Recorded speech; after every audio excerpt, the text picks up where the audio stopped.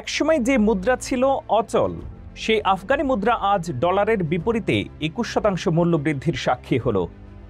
এর পেছনে রয়েছেন দায়িত্বশীল আর সৎ অল্প কয়েকজন লোক, যারা কিনা একটা গোটা দেশের চেহারা বদলে দিতে চাচ্ছেন। মাত্র কিছু বছর আগেও আফগানিস্তানের নাম শুনলেই চোখে ভেসে উঠত যুদ্ধবিধ্বস্ত এক দেশের ছবি। ডলারের বিপরীতে আফগান মুদ্রা দিন দিন দুর্বল হচ্ছিল। ব্যাংকগুলোতে জমা রাখার মতো আস্থা হারিয়ে ফেলেছিল মানুষ। অর্থনৈতিক সংকট এমন পর্যায়ে পৌঁছায় যে অনেক পরিবারকে কঠিন সিদ্ধান্ত নিতে হয়েছিল। দারিদ্র্য, দুর্ভিক্ষ আর অনিশ্চয়তায় ডুবে যাচ্ছিল গোটা সমাজ। কিন্তু ধ্বংসস্তূপের মধ্য থেকেও একদিন শুরু হলো নতুন যাত্রা। দায়িত্ব নিয়ে দেশ গড়ার নতুন প্রত্যয়ে মাঠে নামলেন ইসলামী অনুশাসন নিয়ে। তারপর আফগানিস্তানের কেন্দ্রীয় ব্যাংক নিল সাহসী কিছু পদক্ষেপ। মুদ্রার মান ধরে রাখতে কড়াকড়ি ব্যবস্থা নেওয়া হলো। ব্যাংক খাতে অর্থায়ন বাড়ানো হলো 71%।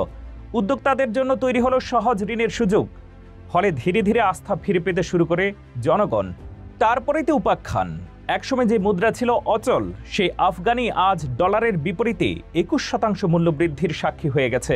কেন্দ্রীয় ব্যাংক জানায় প্রায় 200টি আন্তর্জাতিক ব্যাংকের সঙ্গে লেনদেন শুরু হয়েছে। এতে আফগান ব্যবসায়ী ও উদ্যোক্তারা বৈশ্বিক বাজারে নতুন করে সুযোগ পাচ্ছেন। দেশের অর্থনীতিতে এলেও এক ধরনের স্থিতিশীলতার বার্তা। শুধু ব্যাংকিং খাত নয়, উন্নয়নের নজর দিল সরকার। নুরিস্তান প্রদেশে 8.9 কোটি আফগানি ব্যয়ে হাতে নেওয়া হলো 5টি বড় প্রকল্প। সেখানে তৈরি হচ্ছে সেতু, উন্নত হচ্ছে রাস্তা, আর কৃষকদের জন্য গড়ে উঠছে নতুন সেচ ব্যবস্থা। এসব উদ্যোগ শুধু অবকাঠামোই বদলাচ্ছে না, সাধারণ মানুষের জীবনে আনছে আশার আলো। গ্রামে তৈরি হচ্ছে কর্মসংস্থান, আর মানুষ পাচ্ছে আয়ের নতুন নতুন উৎস। অর্থনীতিবিদরা বলছেন এটাই আফগানিস্তানের উত্থানের গল্প।